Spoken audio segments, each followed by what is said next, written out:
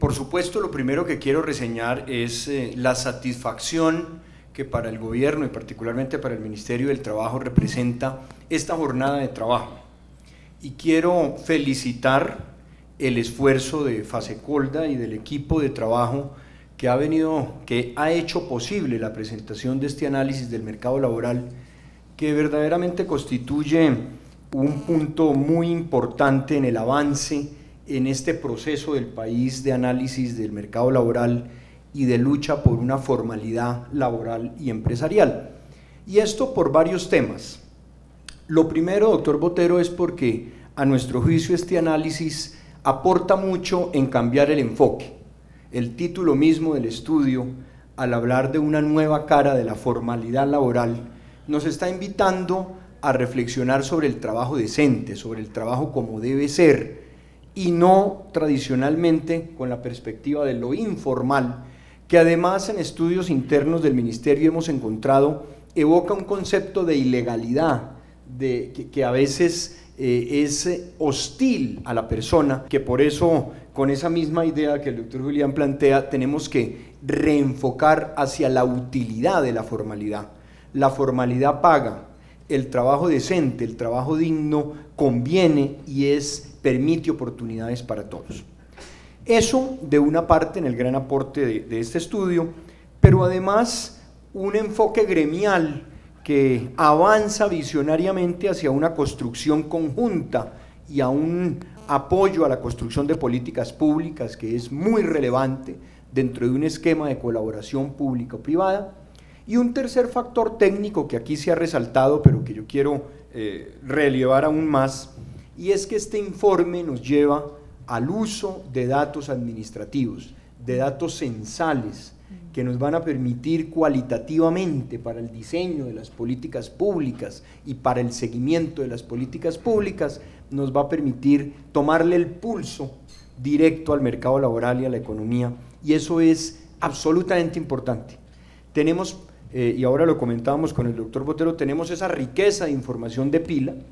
Estudios como estos nos motivan, como es un esfuerzo interno del Ministerio del Trabajo y por supuesto de Hacienda y de Planeación, a usar esos datos administrativos para que no solamente tengamos la referencia de la gran encuesta integrada de hogares, sino que podamos medir el pulso de la economía y del mercado laboral, además a nivel regional, cruzando datos con temas tan relevantes como el servicio público de empleo, que nos va a permitir también hacer un seguimiento al cruce entre oferta y demanda laboral. Entonces, tenemos una gran oportunidad de política pública hacia el futuro en el uso de datos administrativos, de registros censales, ya se está hablando obviamente del censo rural, en fin, de avanzar en esa dirección y cruzarlos analíticamente para sustentar las políticas públicas. Por eso, y adicionalmente, porque consideramos que el hecho de que estemos aquí reunidos hablando de formalidad evidencia una buena noticia para el país,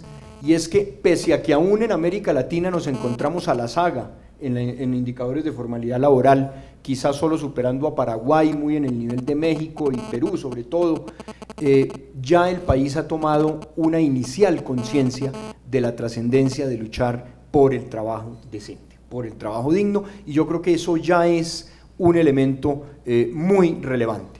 Yo quiero resaltar desde el eje de la política del Ministerio de Trabajo cómo estos avances que se han dado en la reducción de la informalidad y en la búsqueda del trabajo decente no son suficientes, son importantes, pero deben ser complementados y fortalecidos hacia el futuro. Porque nosotros partimos de la integración absoluta entre la noción de empleo, trabajo decente, no trabajito, sino empleo con condiciones de seguridad social, como la base esencial para el sistema de seguridad social y de protección. Más empleo decente, más pensiones, en esa línea, digamos, del BID, más empleo decente, más seguridad social, más empleo decente, más productividad para la economía. Esto por varias razones, y allí tomamos un poco esa línea de Carmelo Mesalago: la mejor forma de seguridad social es el empleo, es el pleno empleo, es el empleo decente, ¿Por qué? Por supuesto, porque a través de ese empleo decente se financian las prestaciones, las coberturas de seguridad social, se cubren los riesgos, pero adicionalmente a esto, ese mayor empleo decente genera mejor y mayor demanda agregada, mayor posibilidad de consumo, mayor posibilidad de gasto, y en esa línea, digamos, de estimular también la demanda, tenemos que avanzar en la concepción de ese trabajo decente. Digamos, aunque el tema de costos es muy importante, yo creo que nuestra cultura de país tiene que avanzar en que el crecimiento económico esté también fundamentado en mayor riqueza que se distribuye, en mayor demanda para ese círculo virtuoso de más gente que compra, más gente que usa, a través precisamente del pleno empleo, un poco en la línea de Stiglitz. Y entonces la línea de la política de empleo unida a la política de pensiones y de seguridad social en esa lucha por el trabajo decente, parte de reconocer, por supuesto, como dos grandes formas de interpretar el trabajo decente. De un lado, muy en la línea de OIT, los 4 elementos del trabajo decente: que haya un contrato con el cumplimiento de unas garantías laborales, que haya seguridad social y protección para ese trabajador, que se respete el diálogo social y el derecho de asociación, y obviamente ese listado de atributos tenemos que tenerlo presente en la consideración del trabajo formal, del trabajo decente, el trabajo como debe ser. Y en la otra línea, en la medición que se realiza sobre la percepción de los trabajadores sobre qué es un buen trabajo, diríamos que los atributos son un trabajo bien remunerado, justamente remunerado, un trabajo con una jornada laboral adecuada y un trabajo que permita la estabilidad del trabajador. Esos atributos que se miden desde la visión de quien desarrolla la labor, y que podríamos concluir como en el concepto de un trabajo que genere menos incertidumbres, un trabajo que genere más felicidad, que permita, digamos, unas mejores condiciones en el bienestar. Y este informe nos da la posibilidad de evaluar y de medir temas como la permanencia laboral, que es muy importante, hacer ese seguimiento a la continuidad, la vocación de permanencia en el ámbito laboral. Y a partir de allí, de esas consideraciones sobre lo que es trabajo decente, nos enfrentamos al tema de la informalidad. Informalidad, fenómeno multicausal, así como tiene de múltiples definiciones la informalidad, y el estudio, tal vez Ana María creo lo plantea al inicio del documento, las diferentes formas de definir la formalidad o la informalidad laboral. Es un fenómeno con múltiples definiciones, con múltiples causas, y por ende debe ser un fenómeno al cual respondamos de manera integral desde diferentes ópticas. Definiciones de informalidad, por supuesto, solamente para enlistarlas: la afiliación a pensiones, tema de ingresos, la definición de subsistencia que contiene la ley 1429. El estudio plantea una muy interesante y anuncio allí toda la disposición del Ministerio del Trabajo para que nos sentemos con el equipo técnico a evaluarla: la exposición al riesgo. Qué interesante esa visión, digamos, del tiempo en que un trabajador está expuesto al riesgo y a la cobertura de la seguridad social. Y otras, digamos, las que refieren al tipo de empresa o de empleador al cual está afiliado el trabajador. Y hay una que yo quiero que en esta mesa tengamos en cuenta, porque hace parte de la discusión de la política en Colombia, tiene que ver con la informalidad con tercerización. Ustedes saben que a nivel de las organizaciones sindicales existe esa equivalencia entre el concepto de formalidad y el concepto de evitar, digamos, formas de tercerización o de contratación. Y ese es un tema pues, que está en la agenda de la discusión política, precisamente porque en esa discusión se ha tomado, digamos, otra definición de formalidad, en la medida de que solamente habría trabajo formal cuando por lo menos en las actividades misionales y permanentes haya contratación directa, lo cual nos llevaría como a una capa superior de discusión sobre formalidad. Obviamente este no es el foro para el planteamiento. Nosotros en el Ministerio planteamos que los modelos económicos internos en la empresa pues son de su resorte, y que no hay una prohibición ni una restricción a esas formas de contratación, siempre y cuando se garanticen plenamente los derechos laborales de los trabajadores, pero es un tema para discutir, digamos, dentro de las definiciones de informalidad. Informalidad con múltiples causas, y yo aquí resumiría lo que con tanta brillantez ya quienes me han antecedido en el uso de la palabra lo han hecho. Definiríamos que nosotros en el ministerio encontramos una trampa de informalidad. Es como una especie de suma de todos los factores que mueven hacia la informalidad laboral. Aquí se han expuesto varios de ellos. Por supuesto, en la visión de De Soto, las restricciones legales, la trampa de estar atados por la misma normatividad y la institucionalidad. El tema de los costos, sin duda, genera una causa de la informalidad, no la única, pero sí una causa relevante. Los incentivos perversos que se generan y aquí se han planteado, que es mejor estar en la informalidad en oportunidades, o se entiende de esta forma. Quizá la política de subsidios en oportunidades, aunque no hay un estudio que nos permita medir esto, pero perceptivamente nos encontramos con esa realidad del incentivo a permanecer en condición de informalidad, cuando es el mismo trabajador el que dice, y ustedes lo conocen, no me hagan contrato porque yo pierdo una serie de subsidios, es mejor que me lo paguen en efectivo. Entonces ahí también hay una trampa en materia de incentivos. Los costos de transacción. La afiliación en Colombia es un proceso, y ahora me referiría al tema, la afiliación a Seguridad Social es un proceso engorroso. Afiliarse a Seguridad Social en todos los sistemas es un proceso desgastante. Un empleador doméstico que quiera afiliarse tiene que surtir unos trámites difíciles, costos de transacción y obviamente a nivel empresarial también. Y una cultura, me uno fundamentalmente a lo expuesto también acá, sobre la necesidad de trabajar por una cultura de la formalidad. Somos, doctor Julián, doctora Olga Lucía, tan informales que negociamos la tarifa del bus. O sea, la persona para el bus y dice al conductor que me lleven por 1.000 pesos, digamos, o que me lleven 2 por 2.000, digamos, ese es un fenómeno cultural que por supuesto impacta, no es el único, no estamos diciendo que haya una determinación condicional de una de las causas, pero hay que analizarlas de manera integral. Hay una multicausalidad de la afiliación y por eso en cultura todo el esfuerzo que hagamos es muy relevante. Y los operadores de seguridad social, gracias a las aseguradoras que nos apoyan en este proceso, porque es que ustedes son los que reciben al empleador doméstico, al taxista. Ahí tenemos que garantizar confianzas, digamos, para ir rompiendo esa barrera cultural de informalidad. Y esas múltiples definiciones de informalidad, esas múltiples causas de la informalidad, pues han llevado a que en la política pública en Colombia, y yo creo que en esto, como lo expresaba el presidente Botero, hemos avanzado. No hay que negar lo positivo para de ahí poder crecer más, por supuesto, sin ningún ánimo estatista, por supuesto, o estático. Hemos avanzado, se han adoptado unas políticas interesantes, ley de primer empleo, ley de formalización, reducción de costos laborales, muy impactante con el tema de reducción del pago a salud, a SENA y CBF, reducción en esos costos, pactos y acuerdos de formalización laboral.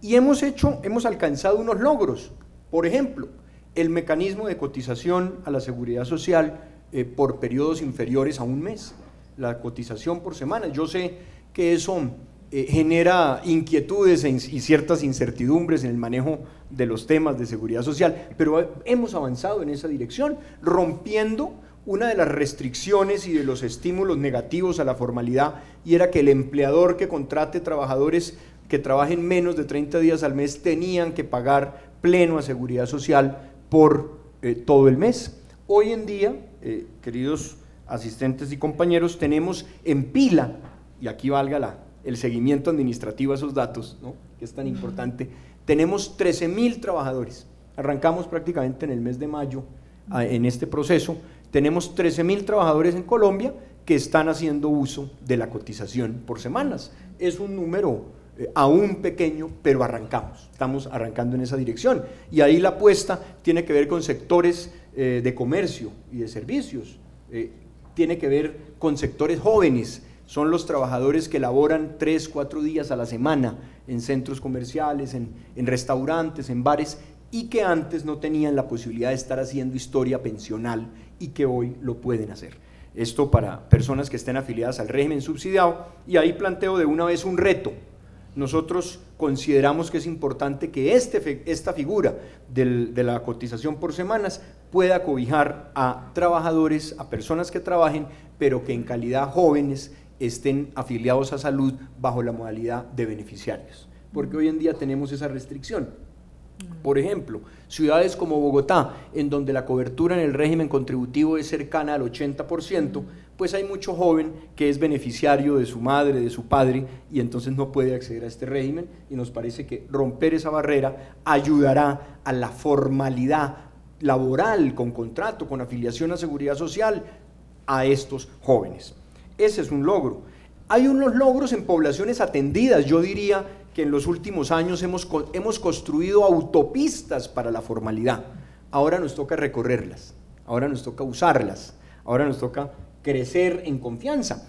Autopistas para la formalidad, el debate de taxistas, que es bueno que se dé. Estábamos tranquilos, 800.000 personas no cotizaban a seguridad social y hay todo el debate sobre si hay contrato laboral o no, en fin, pero más allá de esa discusión, la preocupación es que elevemos a estas personas a una afiliación plena a seguridad social como un primer paso de formalidad. Ya arrancamos, según datos de precisamente de algunas de las compañías aquí presentes, en este mes en el que prácticamente arranca esa afiliación, ya tenemos del orden de 10.000 personas afiliadas bajo el código 52, que es el que tienen ahora los conductores de transporte público. Y vamos por poblaciones, porque aquí, como ustedes lo han expresado, tenemos que hacer un esfuerzo sectorial. Aunque la formalización tiene unos nortes genéricos, hay que trabajar por sectores. Y lo mismo nos ha pasado con trabajadoras domésticas, en fin. Ojalá que nos pase algún día lo de Inglaterra, ¿no? Que altos funcionarios públicos tienen que renunciar porque sus trabajadores domésticos no están afiliados a seguridad social. Eso es parte de la cultura, y a lo mejor yo digo coloquialmente que ese es el mejor indicador que puede tener uno como Ministerio del Trabajo, porque eso es lo que verdaderamente impacta, cuando la formalidad y el trabajo decente se vuelva valor, aquí se ha dicho, y cuando así como hoy nuestros hijos nos previenen sobre el uso del agua, nos digan: papá, hay que usar el casco, papá, hay que tener el carné de riesgos laborales, porque eso es fundamental. Otros avances, quiero agradecer además el apoyo de Confecámaras, muy particular, la constitución de una red nacional de formalización.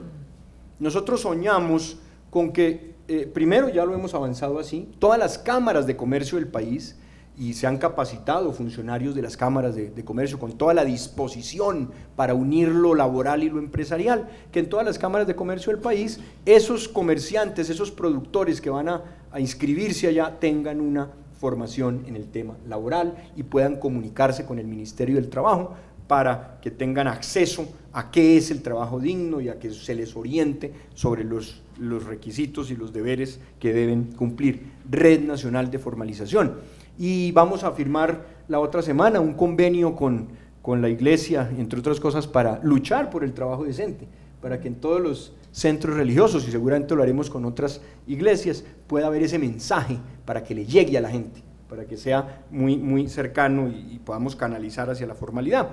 Y un tema fundamental, el servicio público de empleo, que lo apreciamos como una ruta a la formalidad laboral, para que las personas puedan. Hoy tenemos 280 centros de atención en Colombia, eso no lo teníamos hace un año largo.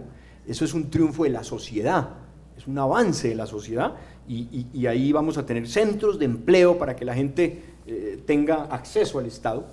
Y un elemento de los logros es que hemos construido nuevos mecanismos de protección o de seguridad social, y aquí quiero resaltar de manera particular la creación de los beneficios económicos periódicos. La puesta en funcionamiento, eso nos ha costado tiempo, nos ha costado esfuerzos, dificultades, pero vamos avanzando ya a la implementación efectiva de los beneficios económicos periódicos, porque es que además a la gente hay que ofrecerle alternativas.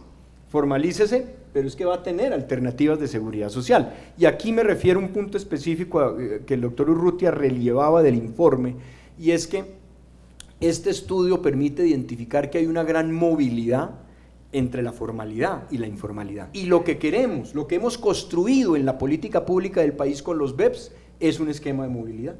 Para que esa persona está en un contrato laboral, está cotizando, está haciendo historia pensional, pero si queda sin vinculación laboral, pueda realizar ahorro voluntario.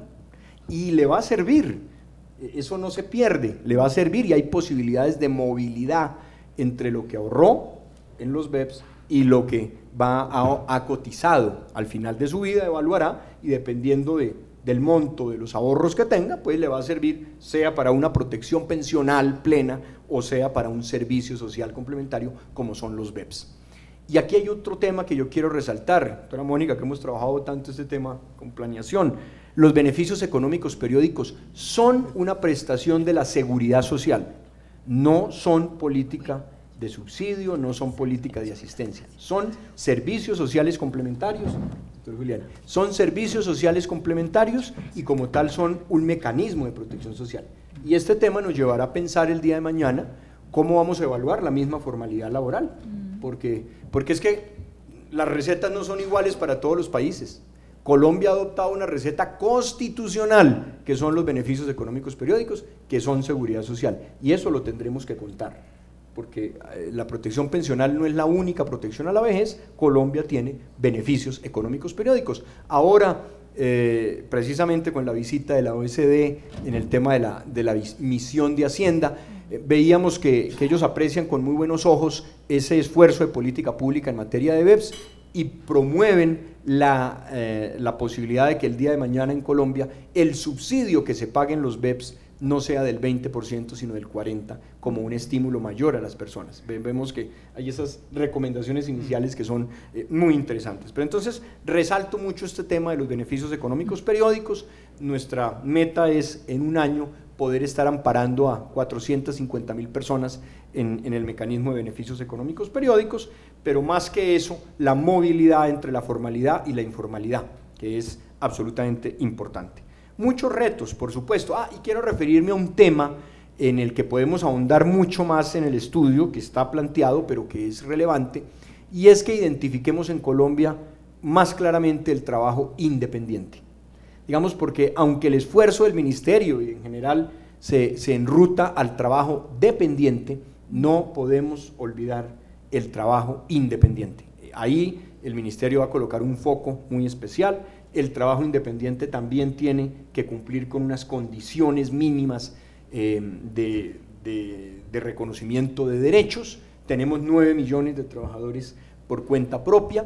Tenemos que hacer que esos trabajadores tengan seguridad social y tengan unos mecanismos también de protección de sus derechos. Se está debatiendo en el Congreso la licencia de maternidad para trabajadores por prestación de servicios. Entonces el trabajo independiente a veces se nos pierde dentro de la visión de la formalidad, de la informalidad, y es un trabajo que además está muy ligado al emprendimiento, al empresarismo y al tema comercial. Entonces, ojo, el país está creciendo más en trabajo dependiente que independiente. Doblamos la tasa de crecimiento en estos últimos 4 años, pero el trabajo independiente hay que garantizarlo, hay que respetarlo, promoverlo, y obviamente cuando se dé es muy importante. En riesgos laborales, el crecimiento de la afiliación a riesgos laborales de los trabajadores independientes es importantísima y ha contribuido mucho al incremento. Por eso uno ve ese gap entre la afiliación de riesgos de más de 8 millones, quizá 8.600.000 trabajadores, y la afiliación a los otros subsistemas como a pensiones y a cajas de compensación. Finalizo con algunas reflexiones sobre retos, que son muchísimas. Así como hemos recorrido camino, hay demasiado camino por recorrer, pero hay que ser optimistas en esa dirección. Retos relevantes a los que nos conduce también el mismo estudio: reducción de costos y facilidad de trámites, un sistema único de afiliación a seguridad social.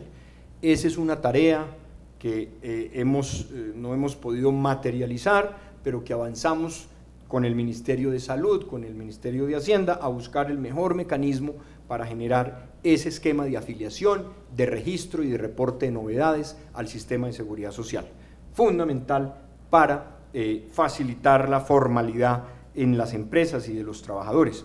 Ampliar, como les decía, el régimen de cotización por semanas a trabajadores beneficiarios y no solamente a beneficiarios del régimen subsidiado. Cubrir otras poblaciones de manera sectorial. Y un tema que sí quiero remarcar de manera particular: la posibilidad, y aquí la doctora Olga Lucía lo planteaba, el tema del campo. Sin duda, la seguridad social no fue pensada para el campo, y digamos el mercado, la condición laboral tampoco, pero la seguridad social no fue pensada para el campo. Eso nos pasó como sociedad. Yo no sé si fue porque en un momento el sector productivo cafetero tenía su régimen propio, su parafiscalidad, y fue creciendo de manera grandísima, y lo demás se entendió como unos complementos. No nos pasó lo de Argentina, digamos que donde desde siempre había un régimen laboral y de seguridad social específico. Entonces nosotros somos rígidos en las cotizaciones, tenemos que cotizar a seguridad social cada mes, como si el maíz se produjera cada mes. Es decir, no lo pensamos y tenemos un rezago que ha generado toda esta explosión social legítima de los productores del campo, y ahora que hablamos tanto de subsidios, de productividad para el campo, tenemos que hablar de los trabajadores del campo. Nosotros, en un esfuerzo conjunto con varias instituciones, hemos pensado que un primer paso para apoyar esa condición de formalización progresiva de los trabajadores del campo es fomentar esquemas de afiliación a seguridad social en estos trabajadores, que fundamentalmente se estructuren en cobertura del régimen subsidiado de salud, en cobertura de los beneficios económicos periódicos a través de este ahorro voluntario y flexible, y la posibilidad de afiliación al sistema de riesgos laborales. Ese es un reto enorme para el sistema, lo sabemos, pero tenemos 2.800.000 trabajadores del campo que ganan menos de un salario mínimo, y con independencia de que hagamos el debate sobre si debe haber un salario diferencial o no, con independencia de los resultados que nos dé la misión rural, con independencia del esfuerzo que va a hacer el Ministerio del Trabajo en poner el tema del salario mínimo en un gran análisis nacional, nos parece que podríamos ir avanzando en esa dirección, en alternativas de protección social mínima para los trabajadores del campo, facilitando el hecho de que, por ejemplo, la cotización de riesgo se pueda pagar por los dueños de unidades productivas, en fin, generar un camino para esa posibilidad de integración de una población tan importante en la formalidad del mercado laboral.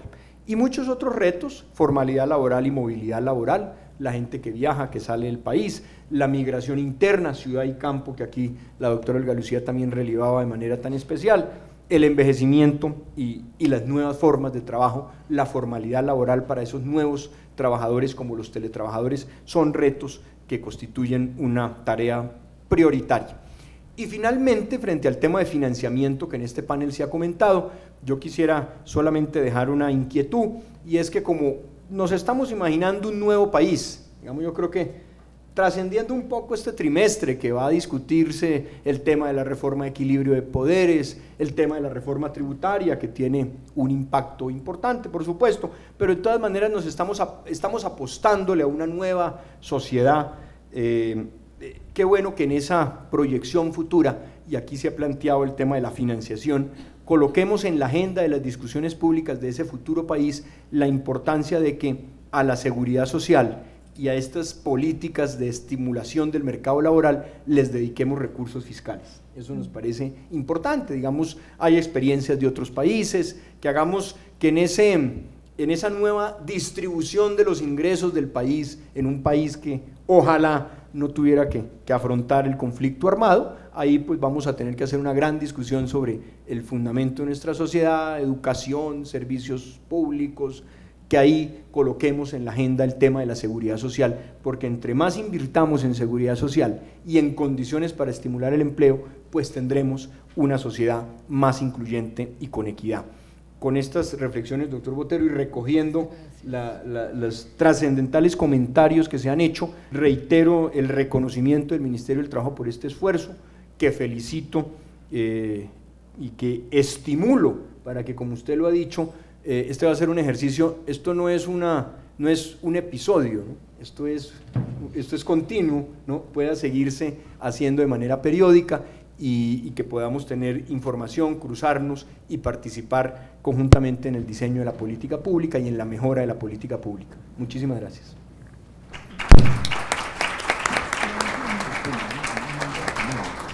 Viceministro, muchas gracias por tus muy valiosas reflexiones y aportes. Por supuesto, como lo acabas de indicar al final de tu intervención,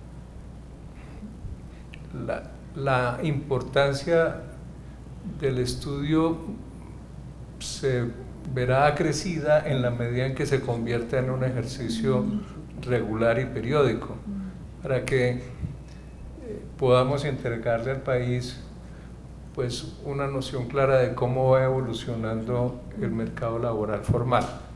Yo asumo a nombre de la comunidad aseguradora ese reto. Es, digamos, parte de la responsabilidad social de los empresarios que confluyen en nuestra organización, y vamos a persistir en esto como aporte útil y valioso para el país. Doctor Miguel Urrutia, muchas gracias por sus comentarios. A Olga Lucía y a Julián, que tuvo que salir, a todos ustedes por acompañarnos en este evento, muchas gracias y un buen día. Gracias.